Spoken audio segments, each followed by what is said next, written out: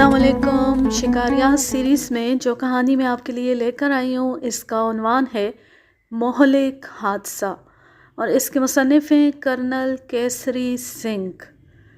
मैं सन 1927 में जयपुर का सुपरिटेंडेंट पुलिस था। मुझे कंजरों, जो एक जराइम पेशा कबीले के अफराद थे, के मुतल्लिक बहुत सी शिकायत मौसूल हुई थी कि वो चंबल नदी के करीब ग्वालियर स्टेट की सरहद से रियासत जयपुर में लूट मार और कत्लो गारतगरी की वारदातें करते थे। कंजर ये वारदात रात को करते और सुबह होती ग्वालियर स्टेट की एक वीरान जगह ढोली की डांग चले जाते। ये हीरा कंजर की सरपरस्ती में डाकुओं का एक बहुत बड़ा ताकतवर गिरोह था, जिसने देहातियों के दिल दहला रखे थे।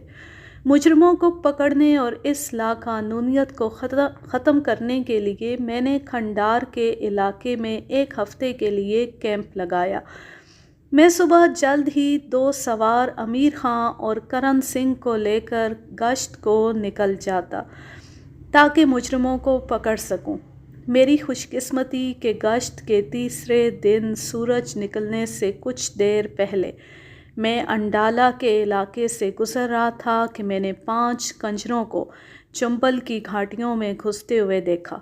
मैं अपने दोनों सवारों को लेकर उनके पीछे सरपट दौड़ पड़ा और फ़ौरन ही उनको जा पकड़ा। हमें आता देखकर उनमें से 2 तो एक घास के ढेर में घुस गए और 3 हमारा मुकाबला करने पर तैयार हो गए। वो सब बंदूकों से मुसल्लह थे और उनमें से एक ने जल्दी से निशाना लेकर मुझ पर फायर कर दिया। उसके पास एक नाली मीच लॉक बंदूक थी। उसका निशाना खता गया। इसके बाद मैंने उसको दोबारा बंदूक भरने का मौका नहीं दिया और झपट कर अपनी लंबी बांस की लाठी से इतने ज़ोर की चोट मारी कि वो फ़ौरन ही बेहोश होकर ज़मीन पर गिर पड़ा।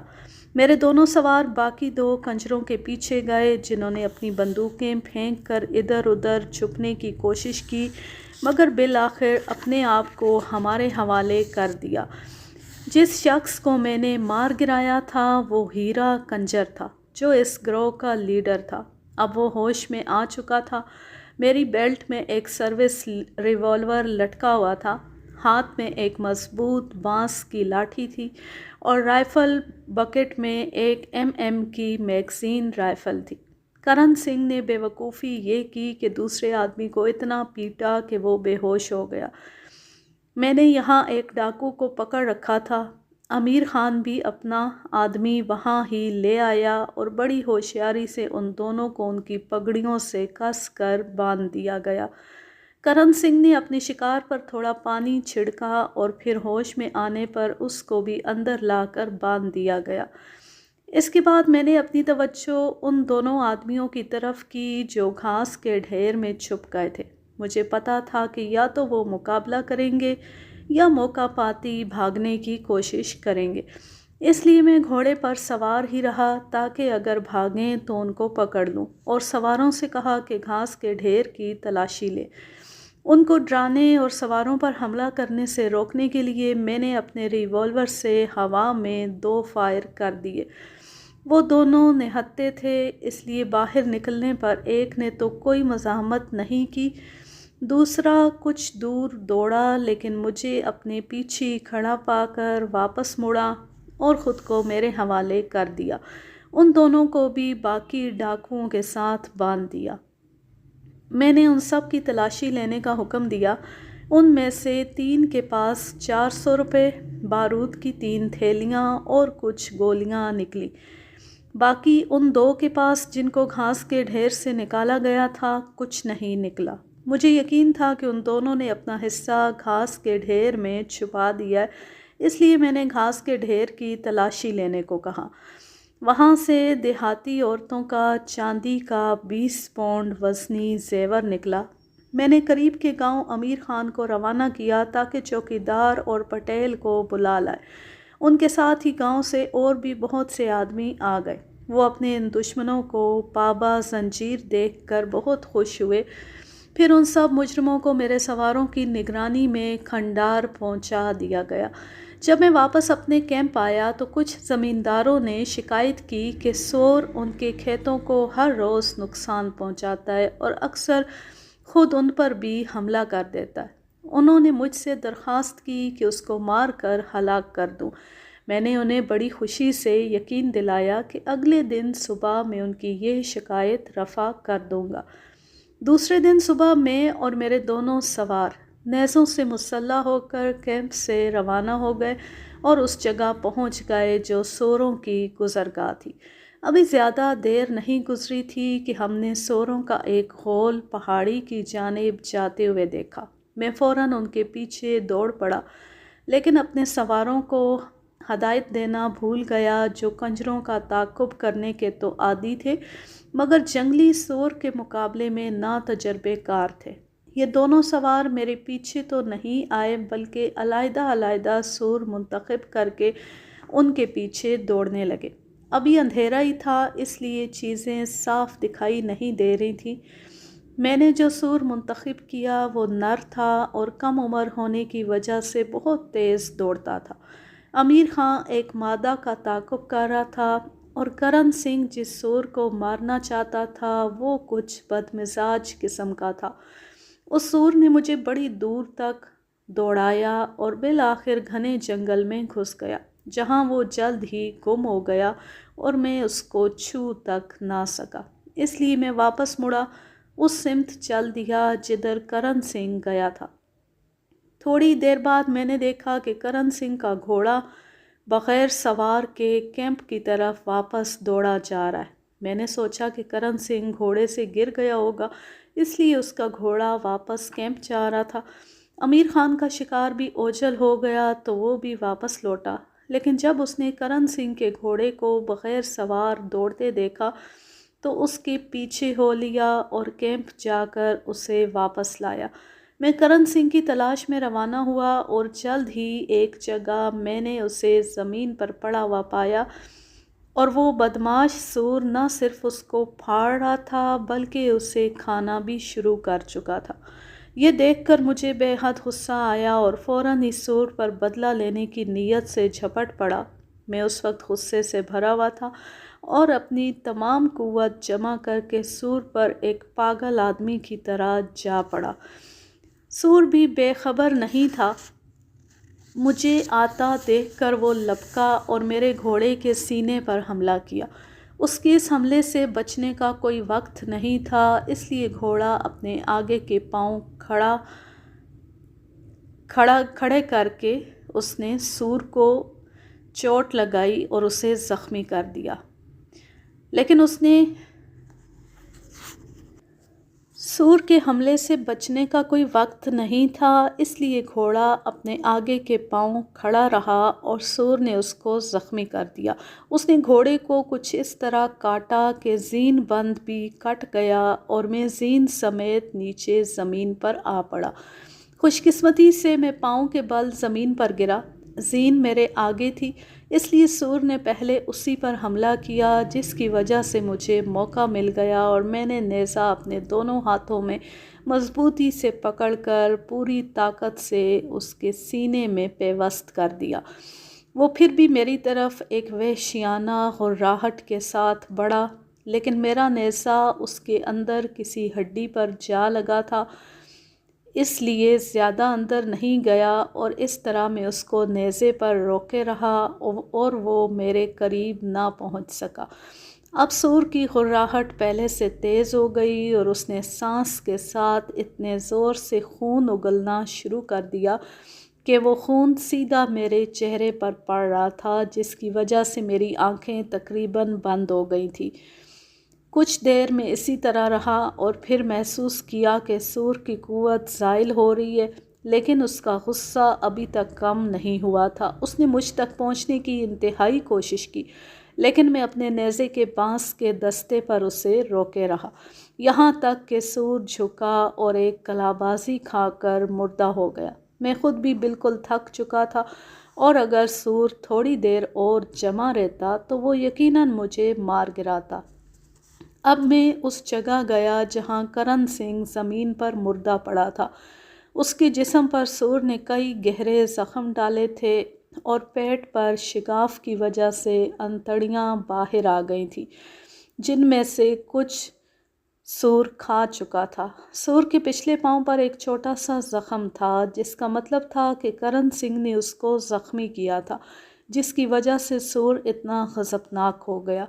میرا گھوڑا بھی میرے گرنے کے بعد بھاگ گیا تھا، اس لیے اب میں ان دونوں لاشوں کے ساتھ تنہا رہ گیا تھا۔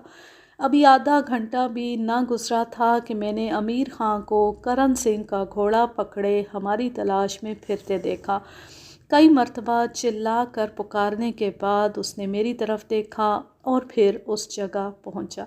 جب اس نے اپنے ساتھی کو مردہ پڑے دیکھا تو بے حد رنجیدہ ہوا، لیکن اپنے دوست کے قاتل کو بھی مردہ دیکھ کر اسے کچھ تسلی ہوئی۔ اب اس کے سوا کوئی چارہ کار نہیں تھا کہ میں کرن سنگھ کے گھوڑے پر بیٹھ کر گاؤں جاؤں اور وہاں سے ان دونوں لاشوں کو کیمپ تک لانے کے لیے 2 اونٹ بھیج دوں تاکہ وہاں پر انہیں مناسب طریقے سے ٹھکانے لگایا جا سکے۔ امیر خان کے لیے سور کے تعاقب میں دوڑنے کا پہلا موقع تھا۔ میں تو سوچ بھی نہیں سکتا تھا کہ یہ گندی مخلوق اتنا نقصان پہنچا سکتی ہے۔ امیر خان نے قسم کھائی کہ جب بھی کوئی سور اسے نظر آیا تو وہ اپنے ساتھی کا بدلہ لے گا، اور مجھ سے التجا کی کہ اسے سور کشی کے لیے لے جاؤں۔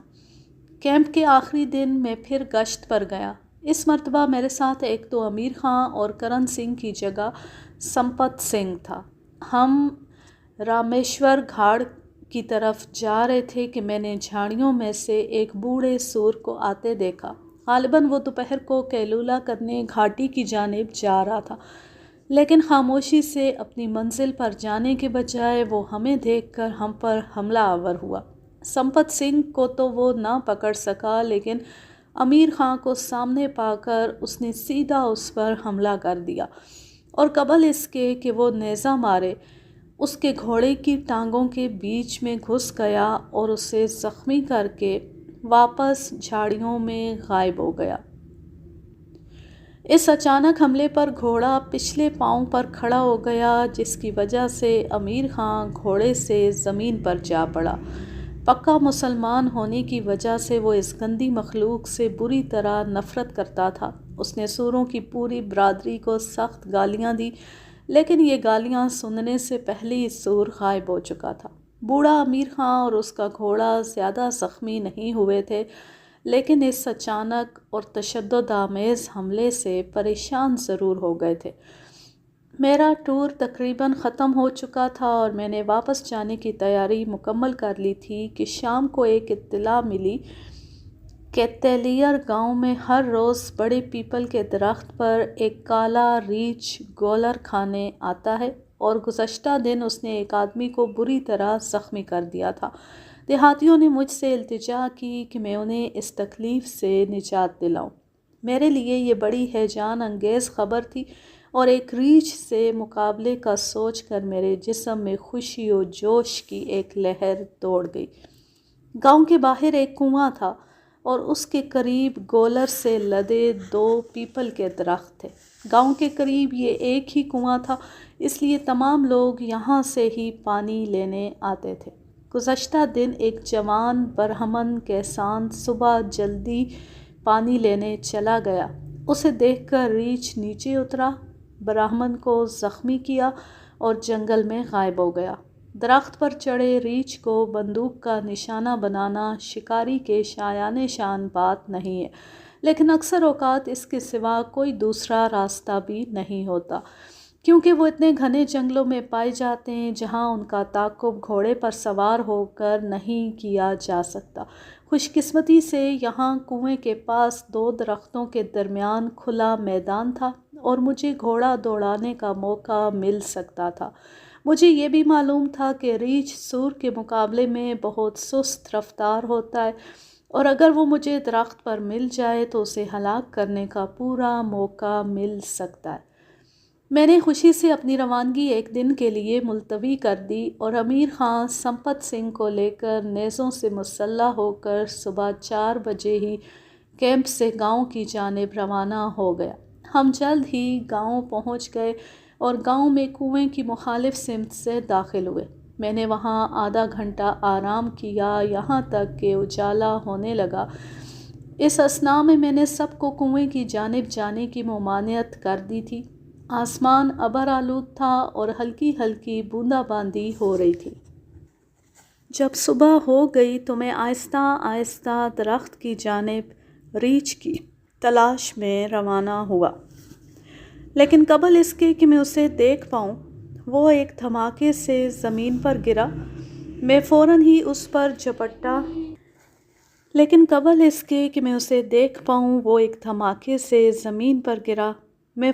اس پر جھپٹا تاکہ اچانک حملہ کر کے اس کو اچنبھے میں ڈال دوں۔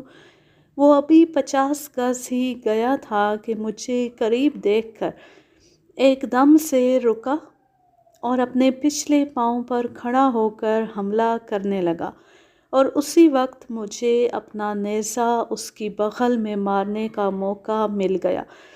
نیزہ اتنا گہرا لگا کہ میں اس کو نکال نہیں سکتا تھا، نتیجتاً اس کا دستہ بیچ میں سے ٹوٹ گیا اور میرے ہاتھ میں آخری سرا رہ گیا۔ ریچھ نے بڑی خوفناک انداز میں آہ و بکا شروع کر دی اور ساتھ ہی اپنے دانتوں سے نیزہ نکالنے کی کوشش کرنے لگا۔ میں نے اپنے اردلیوں کو ریچھ کے قریب جانے سے منع کر دیا تھا، اس لیے وہ دور سے صرف خاموش تماشائی بنے رہے۔ اب ریچھ نے آہستہ آہستہ چلنا شروع کیا۔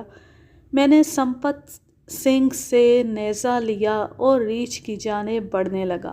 مجھے قریب آتے دیکھ کر وہ پھر اپنے پچھلے پاؤں پر کھڑا ہو گیا اور خوش قسمتی سے اس مرتبہ مجھے نیزہ اس کی گردن میں مارنے کا موقع مل گیا، لیکن اس کے ساتھ اس نے اپنے پنجے سے نیزے پر اس زور کا تھپڑ مارا کہ نیزہ ہی نہیں ٹوٹا بلکہ وہ میرے ہاتھ سے بھی چھوٹ گیا۔ نیزے کا پھل اس کی گردن میں پیوست ہو چکا تھا، اس لیے جب اس نے نیزے پر تھپڑ مارا تو اس کی اپنی تکلیف میں بھی اضافہ ہو گیا۔ ریچھ اب چکر کھا رہا تھا اور بری طرح چلا رہا تھا۔ اب میں نے امیر خان کا نیزہ لیا تاکہ اس کے قریب جا کر نیزہ اس کے دل پر ماروں، لیکن میرا گھوڑا اتنا خوفزدہ ہو گیا تھا کہ اس نے آگے بڑھنے سے انکار کر دیا۔ ریچھ اتنے خوفناک انداز میں شور مچا رہا تھا کہ میں اس کو برداشت نہ کر سکا، اس لیے میں نے اپنا سروس ریوالور نکال کر 3 گولیاں اس کے سر پر ماریں اور اسے ختم کر دیا۔ جنرل نے مجھے بتایا کہ ایک مرتبہ وہ سینٹرل انڈیا میں مہوے کی چھاؤنی میں مقیم تھا تو اس نے ایک ریچھ کے دل پر نیزہ مار کر اسے ایک ہی وار میں ہلاک کر دیا تھا۔ اسے بھی ریچھ ایک درخت پر بیٹھا ملا تھا اور جب وہ نیچے اترا تو کھلا میدان کافی تھا، اس لیے اسے مارنے کا پورا موقع مل گیا۔ اس کے بعد میں اس قسم کے موقع کی تلاش میں رہا ہوں۔ ایک موقع پر مور ڈونگری کے قریب میں ریچھ نیزے سے نہیں مار سکا تھا کیونکہ وہ گھنے جنگل میں داخل ہو گیا تھا اور میرا گھوڑا اس تک نہ پہنچ سکا، اور اس مرتبہ کو میں نے نیزہ استعمال کیا تھا، لیکن مجھے اس کو ختم کرنے کے لیے اپنا سروس ریوالور بھی استعمال کرنا پڑا۔ میں اپنے تجربے کی بنا پر کہہ سکتا ہوں کہ ریچھ کو نیزے سے مارنا اتنا مشکل نہیں ہے جتنا کہ اس کو گھڑ سواری کے قابل میدان میں پانا مشکل ہے۔ ریچھ اس طرح شکار کرنا تبدیل مزہ کے لیے تو ٹھیک ہے، لیکن یہ یقیناً کمر توڑ کھیل ہے، کیونکہ ریچھ کی نہ تو سور جیسی رفتار ہوتی ہے اور نہ ہی وہ اس جیسا لڑاکا صفت ہوتا ہے۔ اس کہانی کا ماخذ ہے شکار پابا رکاب اور اس کے مصنف ہیں کرنل کیسری سنگھ، سن 1980۔ اب میں لیتی ہوں آپ سے اجازت، جہاں رہیں خوش رہیں، شاد و آباد رہیں، ہنستے مسکراتے رہیں۔ اللہ حافظ، اللہ نگہبان۔